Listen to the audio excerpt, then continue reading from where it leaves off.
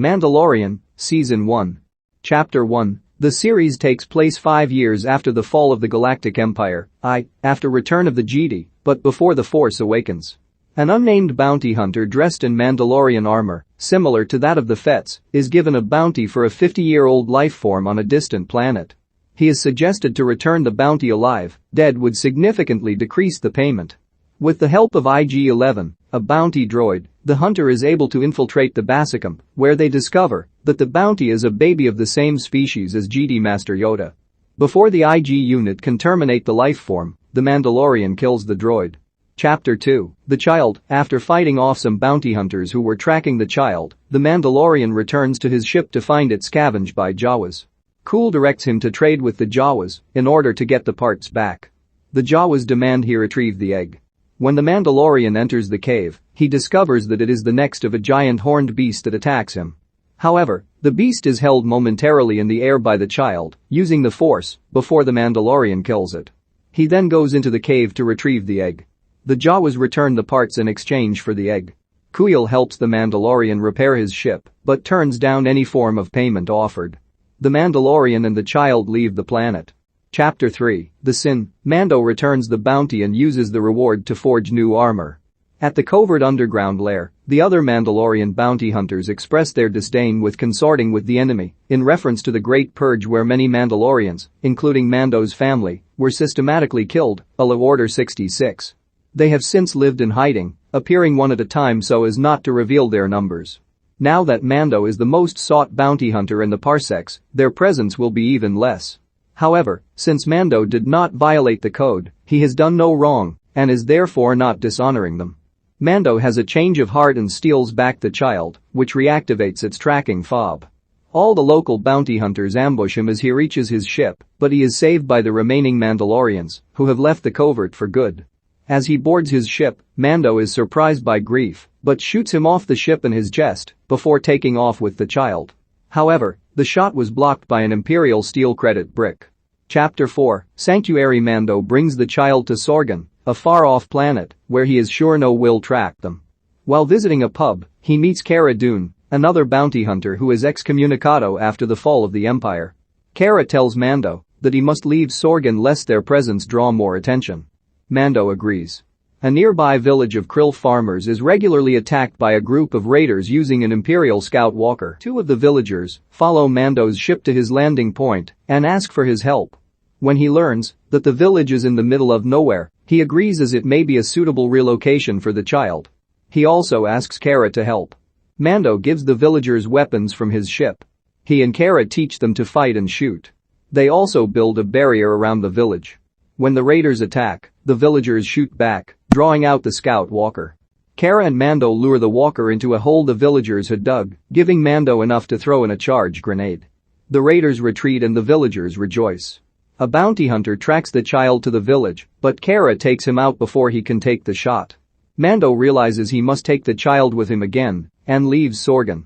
Chapter 5. The Gunslinger. After a space shootout, Mando lands at Mos Eisley on Tatooine for repairs. He looks for an available bounty to help him pay for the repairs.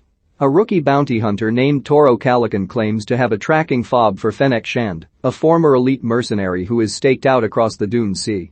If captured, Toro will be admitted to the guild, so he agrees to give Mando the payment for the bounty in exchange for his help, while Toro will take all the credit for the capture, keeping Mando's presence unknown. He and Mando go after Fennec together, while the repair shop looks after the child. Mando and Toro head out on speeder bikes, but are flanked by Fennec, who destroys Mando's bike, giving Toro the opportunity to get the drop on her. He and Mando subdue and cuff Fennec. Mando leaves Toro with Fennec so he can go back and find a dewback they had passed on their way so that they can all return to Mos Eisley. Fennec tells Toro about how Mando betrayed the guild and that the bounty on his head and that of the child, who she knows is still alive, would be greater than the bounty for just her. Toro kills Fennec and speedbikes back to Mos Eisley to kidnap the child. When Mando returns on the dewback, he is confronted by Toro, who plans to take in both Mando and the child. However, Mando distracts him with a flash grenade and kills him, with the child unharmed. Mando takes Toro's wallet and gives all of its content to the repair shop before leaving the planet. Just before the credits, an unknown figure approaches the body of Fennec. Chapter 6. The prisoner Mando takes a job to extract a prisoner from a jail rig with 4 other bounty hunters. Before they get to his cell, a distress beacon is activated, limiting their time. After the prisoner's cell is released, the other bounty hunters turn on Mando and force him into the cell.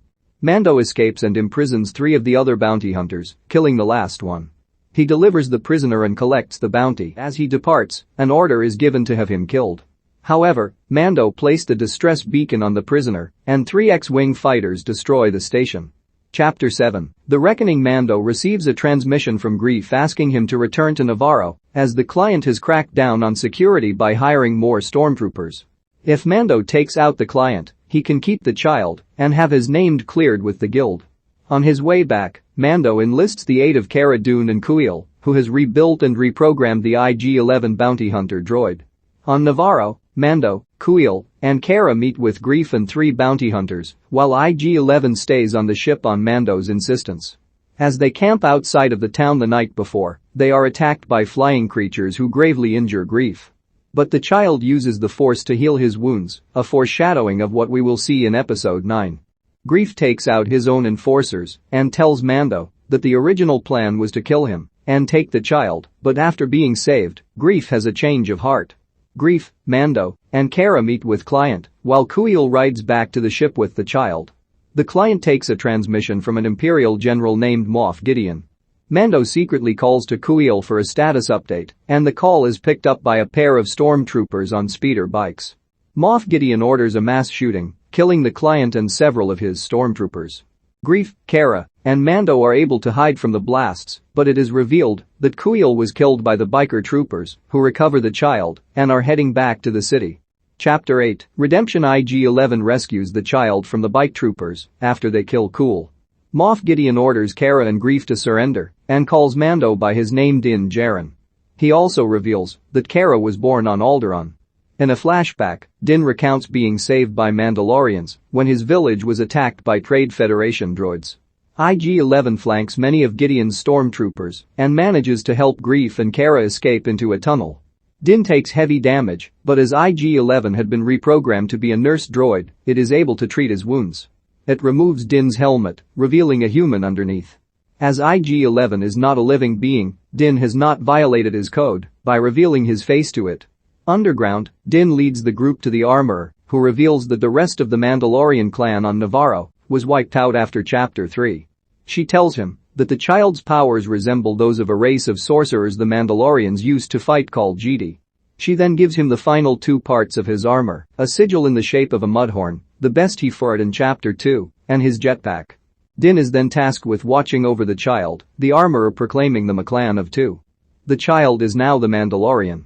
On their way out of the tunnel, Din detects several troopers waiting to ambush them at the exit. IG-11 goes out in front and activates his self-destruct protocol, taking the troopers out with him. Moff Gideon appears in his TIE fighter, but Mando uses his jetpack to fly onto the ship and plant 2 bombs, causing it to crash. Cara decides to stay with Greef on Navarro, while Din and the child leave to find the latter's family, if it so exists. While some Jawas scavenge the wreck of Moff Gideon's ship, a black lightsaber cuts a hole from the inside, revealing the Gideon survived the crash.